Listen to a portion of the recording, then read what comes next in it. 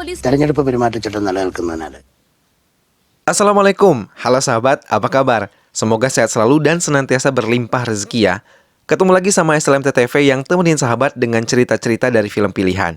Kali ini, SLMT TV akan berbagi cerita tentang film yang berjudul Nayatu. Film ini berkisah tentang pelarian 3 orang polisi yang dituduh sebagai pelaku pembunuhan seorang warga sipil. Berbeda dari kebanyakan film India lainnya, film ini menawarkan alur cerita yang ringan, namun tetap mengedepankan rasa yang kuat sehingga penonton cukup terbawa suasana ketika menyimak film ini. Maka wajar sih kalau Internet Movie Database atau IMDb memberi film ini nilai 8,2 dari 10. Gimana nih? Udah penasaran belum sama filmnya? Sebelum kita lanjut ke alur ceritanya, gak bosan-bosan SLMT TV minta dukungan sahabat untuk terus mendukung kanal ini dengan klik tanda suka, beri komentar, dan bagikan video ini ya. Ingat juga untuk berlangganan atau subscribe ya sahabat. Kalau sudah, langsung aja. Ini dia ceritanya.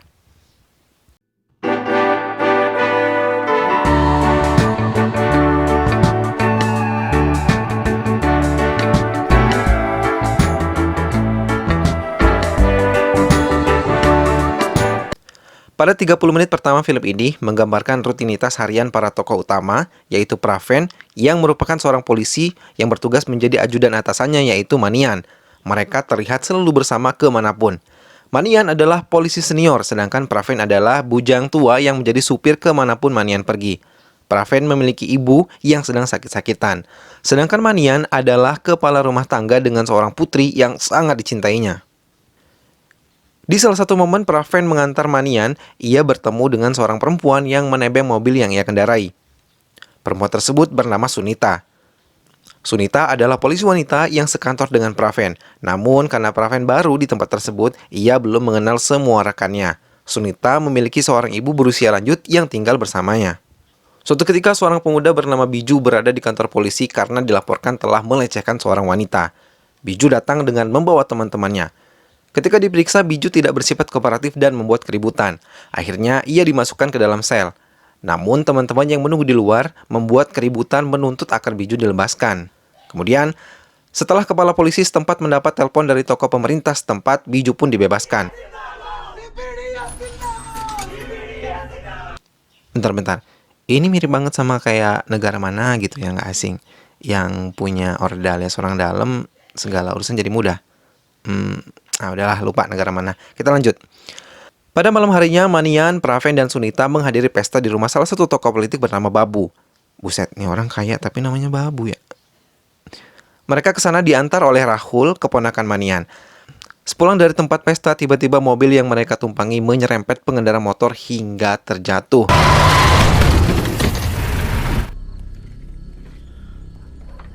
Ternyata pengendara motor tersebut adalah Jayan, salah satu rekan dari Biju. Mereka pun berdebat mau menolong Jayan atau tidak, karena mereka tahu konsekuensi berurusan dengan komplotan Biju. Di saat-saat genting, tiba-tiba teman Biju yang lain tak sengaja lewat dan menyaksikan Jayan terkapar. Karena gelisah, Rahul pun kabur dari tempat kejadian perkara. Akhirnya mereka, sebut saja mereka bertiga ini trio buronan.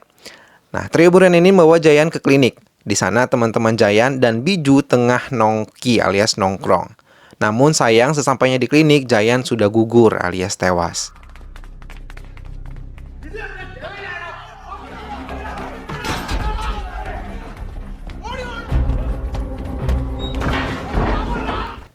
Mengetahui hal tersebut, Biju dan teman-temannya mengejar trio buronan ini dan mereka gagal.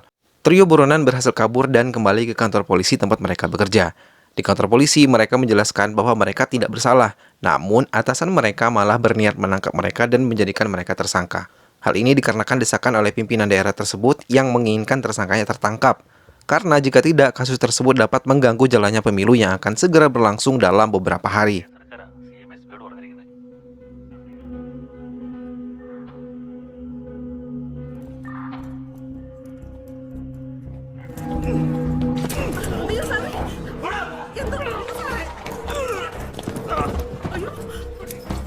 Manian mengetahui bahwa mereka akan ditangkap. Kemudian mereka melarikan diri dengan membawa mobil yang terparkir di luar. Manian berusaha mencari Rahul di rumahnya namun ia tidak ditemukan. Sunita minta diantar ke rumahnya. namun ternyata rumahnya telah dipenuhi oleh para antek-antek biju yang mau menangkap mereka. Mereka bertiga pun kembali menaiki ke mobil dan kabur. Di perjalanan, trio buronan ini membuang segala hal yang berkaitan dengan diri mereka, seperti HP, KTP, SIM card HP, dan lain-lainnya. Mereka melanjutkan perjalanan dengan dibantu oleh saudara dari Praven yang membawa mereka dengan pick-up. Ketiga polisi ini pun akhirnya ditetapkan sebagai buronan. Ketika akan melewati pos penjagaan polisi, trio buronan ini berhasil kabur dengan melompat dari bak pick-up sebelum polisi memeriksa bak mobil.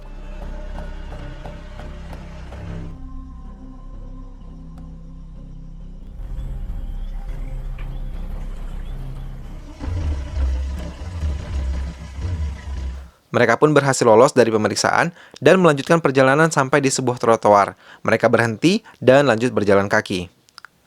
Di saat itu, Manian dan Praven berkelahi serta saling menyalahkan atas apa yang terjadi dengan mereka. Sunita berusaha melerai, namun mereka tetap saja ribut. Sunita pergi dan hampir ditabrak oleh mobil bus yang lewat, namun berhasil diselamatkan oleh Praven. Mereka pun melanjutkan perjalanan. Praven mencuri beberapa jaket dan kupluk dari lapak pedagang di jalanan. Kemudian mereka mampir di sebuah kedai teh dan meminjam ponsel pemilik kedai untuk menelpon keluarga Sunita untuk mengabari kabar pada ibunya bahwa ia baik-baik saja. Sayangnya, di rumah Sunita sudah ada polisi yang tengah mengintai. Akhirnya lokasi mereka dapat dilacak dan para polisi yang dipimpin oleh seorang wanita langsung mengejar mereka. Trio buronan itu pun melanjutkan perjalanan mereka menaiki bus dan berjalan kaki hingga sampai di rumah teman Manian bernama Murti yang berada di tengah-tengah ladang. Para polisi terus memburu trio buronan tersebut. Kemudian, saudara Praven yang membantu mereka kabur dengan pick-up ditangkap oleh polisi. Media pun semakin gencar memberitakan pencarian mereka bertiga. Kepala daerah setempat semakin gelisah karena pemilu semakin dekat. Ia mendesak kepala polisi untuk segera menemukan ketiga polisi tersebut. Setelah mengumpulkan berbagai informasi, para polisi pemburu berhasil menyusul trio polisi ke desa terpencil. Namun, trio buronan ini tidak menyadarinya. Para polisi terus mencari keberadaan mereka namun belum menemukannya. Bahkan ketika sampai di rumah Murti, mereka tidak menemukan siapapun karena saat itu Praven dan Sunita sedang mandi di sungai, sedangkan Manian sibuk meratapi nasib dan meminum alkohol. Setelah pencarian panjang, para polisi pun berhasil menemukan trio buronan di kediaman Murti. Polisi mengamankan Murti dan mengintai mereka bertiga untuk menunggu waktu yang tepat agar dapat menangkap mereka bertiga. Saat itu, Praven dan Sunita hanya berdua. Manian masih sibuk minum alkohol di atas gunung. Manian menyesal karena tidak bisa menemani putrinya mengikuti lomba. Kemudian Manian datang mengganti celananya dengan sarung lalu pergi lagi ke atas gunung. Di saat itulah polisi bergerak menangkap mereka. Praven dan Sunita yang menyadari kedatangan mereka langsung kabur dan mereka pun berkejaran.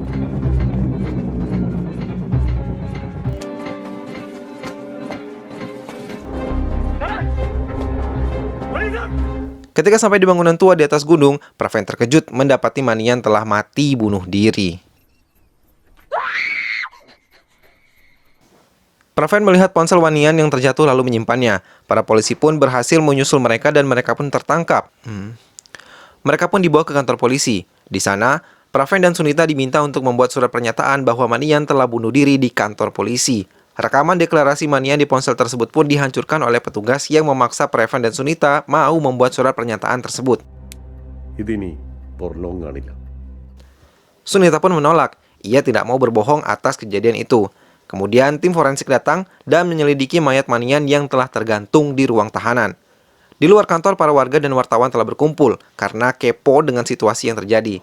Sunita dan Praven pun dibawa ke suatu tempat dengan menggunakan mobil polisi. Di sana mereka berdua hanya bengong dan terdiam.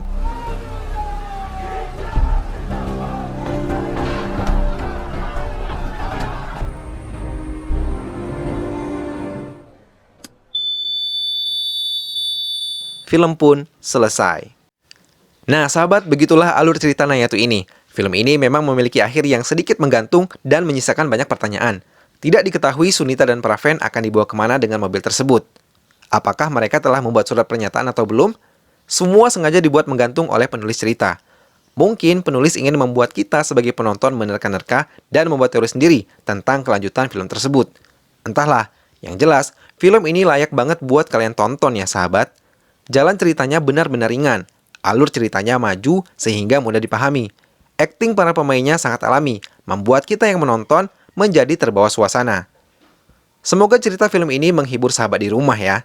Terima kasih sudah menyaksikan video ini sampai habis. Dukung terus SLMTTV dengan klik like, share, komen, dan subscribe ya sahabat. Sampai ketemu di video selanjutnya. Terima kasih. Wassalamualaikum.